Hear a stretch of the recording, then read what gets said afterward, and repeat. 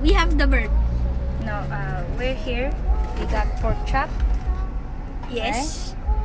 How long did we get lost, Lucas? 5 hours. 5 hours driving because we got lost. And we have the bird. Can you pull the bird closer?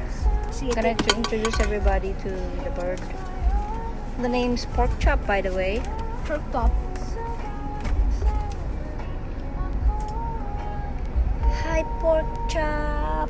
Can you see the bird? No, not really. It's an Indian neck. Ay, Okay. Indian to. Indian ring neck parrot. Yep.